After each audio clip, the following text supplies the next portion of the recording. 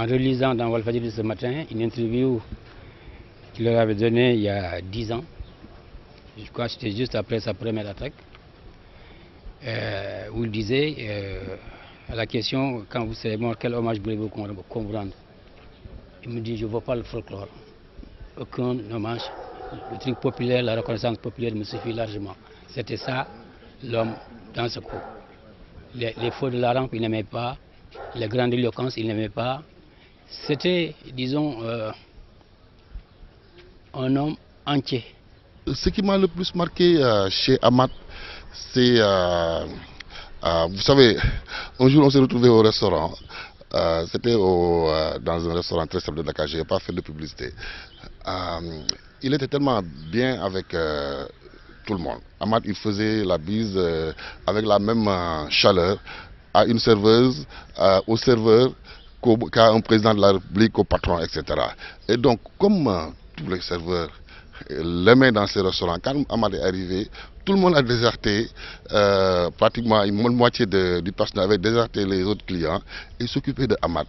Et le patron a été fâché parce qu'il avait des clients à gérer et ça avait amené un problème à l'intérieur même du restaurant. Et ça m'avait marqué et ça renseigne sur la personnalité de l'homme.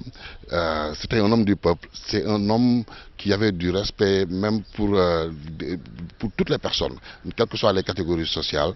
Et c'est ça aussi sa grandeur, et ça sa force aussi, je pense. C'était ça dans ce coup, dans son vécu, dans ses rapports avec les gens, jovial mais efficace, profondément, disons, pédagogue vis-à-vis des militants et des personnes, et même y compris ceux qui apparaissent comme ses ennemis de classe, comme il disait.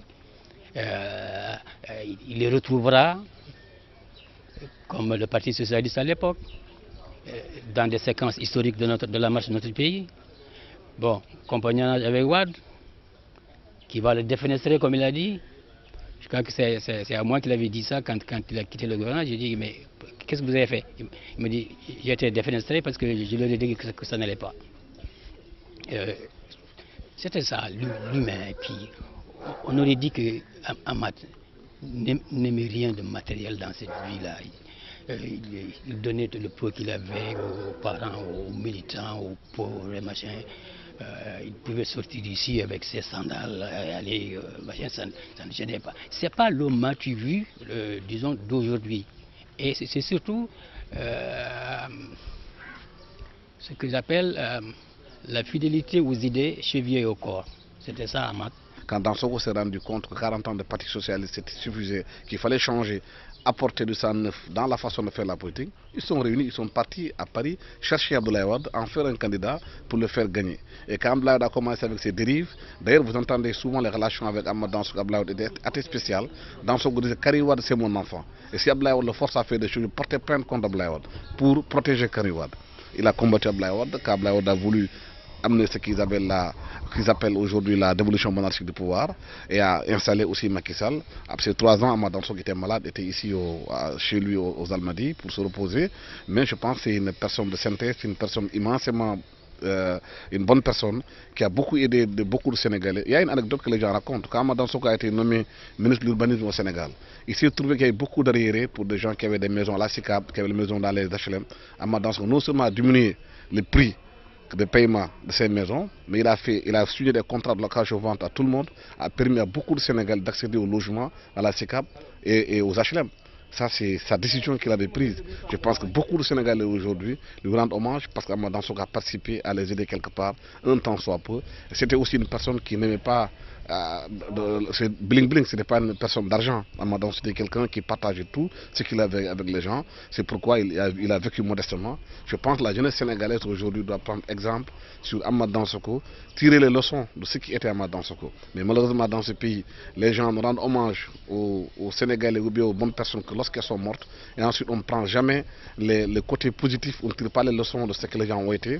Je pense qu'Amath Dansokho doit être aujourd'hui la synthèse de toutes les contradictions au Sénégal et que les gens doivent comprendre que c'est un homme de consensus et la classe politique sénégalaise gagnerait davantage à apprendre des leçons d'Amath Dansokho. Donc c'était quelqu'un d'extrêmement intelligent aussi et un unificateur des contradictions, comme vous le savez. Je pense que tous les observateurs politiques qui connaissent ce que ça veut dire la politique comprendront aisément que sans l'action pragmatique et efficace de M. Dansokho, je crois que je ne sais pas si le paysage politique serait aujourd'hui le même. Parce que c'est lui qui a réussi la prouesse majeure de réunir autour d'une même table des contradictions politiques, des personnalités politiques qui sont en contradiction, mais fondamentales. C'est pour un secret de polichinelle qu'il y avait des problèmes très sérieux entre quelqu'un comme Moustapha Niasse et Feu Ousmane Tanor Dieng, que Dieu ait pitié de son âme. Mais Amath était le ciment qui parvenait à les réunir et à les faire se parler. Et dans la recherche de consensus, et ça c'était de l'intelligence pure. Et j'ai pu suivre cela chez lui, comment il faisait, et même dans la gestuelle, comment il accueillait ses hôtes, comment il les installait, comment il les mettait dans le confort, comment il créait les conditions d'une discussion. Et à la fin, tout ce qui était visé, c'était un consensus pour que les gens s'entendent sur quelque chose et se battent pour cette chose-là. Et ça, il l'a reçu. CPA, c'était au début, en 2000, le cadre populaire pour l'alternative. CPC, par la suite, le cadre permanent de concertation, qui est devenu Benno Siggil Sénégal, malheureusement, qui va éclater en deux Benno au lendemain de l'élection présidentielle, ce qui a permis, entre autres, pour les gens qui connaissent en tout cas l'arrivée de Macky Sall au pouvoir. Je n'ai jamais vu Amath Dansokho énervé, mais c'est quelqu'un aussi qui disait tout ce qu'elle pensait. Elle arrivait à dire ce qu'elle pensait dans des mots peut-être un peu crus, mais toujours sa méchanceté. Je pense que c'est ça qui faisait que Amath Dansokho était un peu dessous de l'eau par rapport aux autres. Aujourd'hui, ce qu'on observe sur la scène politique sénégalaise, c'est des paroles assez crues, à la limite de la haine qu'on perçoit dans les propos des hommes politiques. Et je pense que les hommes politiques qui ont pris la décision de diriger les affaires de la cité, les affaires du pays, ils doivent savoir raison garder, savoir qu'Amath Dansokho aujourd'hui, son exemple est un exemple assez intéressant pour le Sénégal. Amath Dansokho a été formé en Bulgarie en tant que journaliste. Quand il est revenu au Sénégal, il dirigeait un journal clandestin. Il y avait d'abord Dandole, il y avait Guessoubi, il y avait Kharebi. C'était des journaux de combat qui étaient faits et écrits par Amath Dansokho, qui étaient relus par lui, qui étaient distribués de façon clandestine. C'était un journal de journaux de combat. Dansokho a montré aussi, c'est pourquoi il avait beaucoup d'empathie pour les journalistes. Il les écoutait, il suivait ce qu'ils faisaient, il était intéressé par les idées qui traversaient le monde et qui traversaient aussi la société.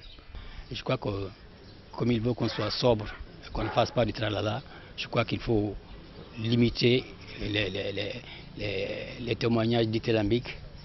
Laissons-le aller se reposer en paix. Il a souffert de cette maladie, je le sais. Je suis venu ici le voir il y a 6-7 mois avec son fils. Et déjà, c'était un choc quand je l'ai vu. Quand tu as connu quelqu'un plein de vie, plein de machin, tu le retrouves dans un fauteuil roulant, dépendant totalement de son environnement et de son médecin. Ça fait un choc. Et je crois que là où il est heureux là-bas. Et il nous regarde. Il nous regarde le pleurer, il nous regarde témoigner. Et peut-être qu'il nous regarde en disant, n'en faites pas trop.